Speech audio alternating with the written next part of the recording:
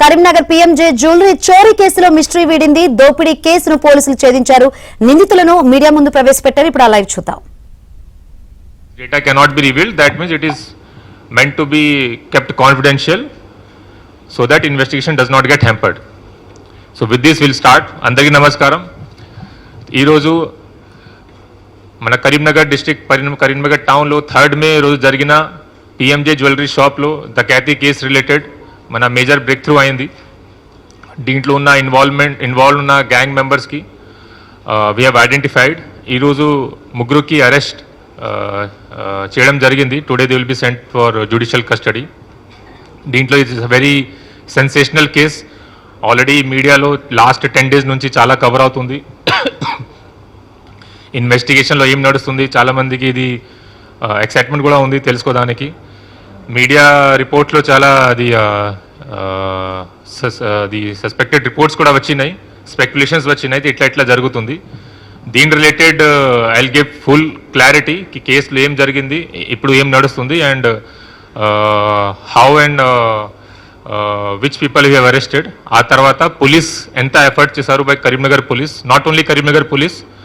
This case has been minutely observed by our respected DGP sir also, under guidance of respected DGP CV Anand sir. ఆ తర్వాత DG Law and Order Mahesh Bhagwat sir, and guidance of IG Multi Zone 1 Chandrasekhar Reddy sir, and with support of all senior officers, CP Hyderabad sir, DIG CISL sir, and lot of IPS officers have helped in this case and their team. SP Adilabad Akhil Mahajan, then DCP Task Force in Hyderabad Vaibhav and his team. So a lot of support we have got in addition to officers from Karimnagar Police. All these officers have helped in Telangana and outside Telangana also. Chala mandi nenu maatladanu cooperation తీసుకున్నాం. దీని related కూడా press meet తర్వాత I like to take their names also.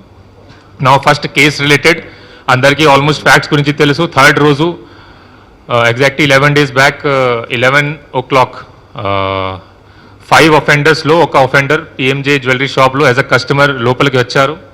వచ్చిన తర్వాత he claim to be a customer and some jewellery గురించి అడిగారు. 5 minutes అక్కడ కూర్చున్నారు 11 to 11:05.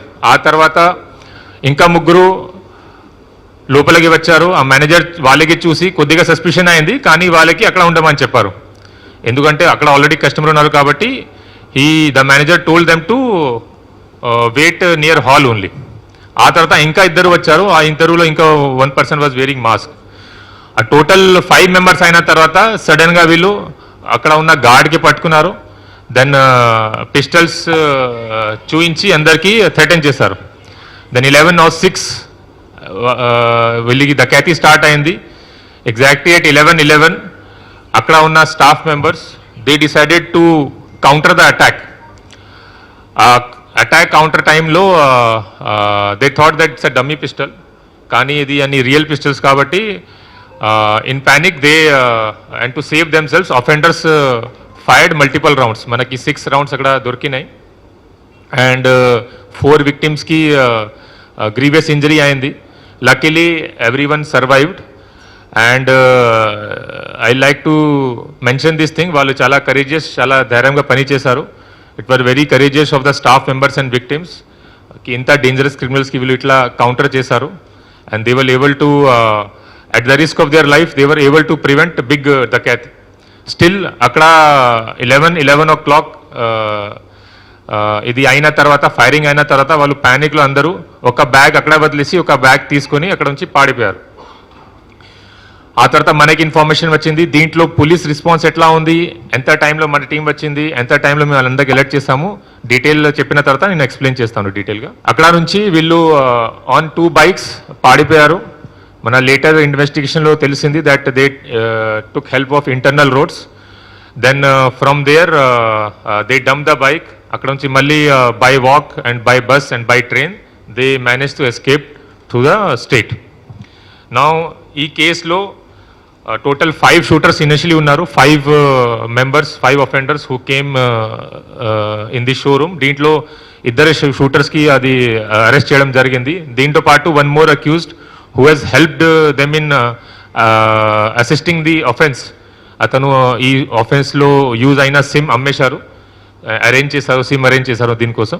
అతన్ని కూడా అరెస్ట్ చేయడం జరిగింది. Total 3 arrest we have done. So దీంట్లో prime accused Raghunath Karmakar, also known as Jagira Singh, resident of Asansol, West Bengal state. he was the main team leader of that group. అతనికి అరెస్ట్ చేయడం జరిగింది. అంతా ఇంటరోగేషన్లో మెయిన్ అది గ్యాంగ్ గురించి ఇన్ఫర్మేషన్ తెలిసింది. ఫస్ట్ ఈ చాలా పెద్ద గ్యాంగ్, వెరీ ప్రొఫెషనల్ గ్యాంగ్ ఇది. I will not say gang also, it's a criminal enterprise I will say. ఒక గ్యాంగ్స్టర్ ఉన్నారు సుబోధ్ సింగ్, ఆయన పేరు Subodh Singh. Currently till recently he was in Beur jail Patna, కానీ రీసెంట్గా పూర్నియా జైల్ బీహార్లో షిఫ్ట్ అయ్యారు. So he is the mastermind and gang leader of this gang. అతనే కాన్స్పైర్ చేశారు. అతని కాన్స్పిరసీ అండ్ సూపర్విజన్లో ఈ మొత్తం ప్లాన్ చేయడం జరిగింది. ఈ గ్యాంగ్ ఎట్లా ఆపరేట్ అవుతారు, ఈ గ్యాంగ్ గురించి మొత్తం ఇన్ఫర్మేషన్ చాలా ఇది గూగుల్లో కూడా అవైలబుల్ ఉంది. మీరు సుబోధ్ సింగ్ పేరు సెర్చ్ చేస్తే మీకు తెలుస్తుంది. Please right. ఇంకొకటి చేయొచ్చు. సుబోధ్ సింగ్ పేరు సెర్చ్ చేస్తే మీకు గ్యాంగ్ గురించి మొత్తం తెలుస్తుంది, ఎక్కడెక్కడ వీళ్ళు ఆఫెన్స్ చేశారు and what is their modus operandi. డీటెయిల్గా నేను ఎక్స్ప్లెయిన్ చేస్తాను, అప్పుడు మీ అందరికీ అర్థమవుతుంది కి హౌ సొఫిస్టికలీ అండ్ ప్రొఫెషనలీ ఈ గ్యాంగ్ మెంబర్స్ ఆపరేట్ చేస్తున్నారు and why it is very difficult to catch them. Kani still our police team worked hard and we were able to catch some of them.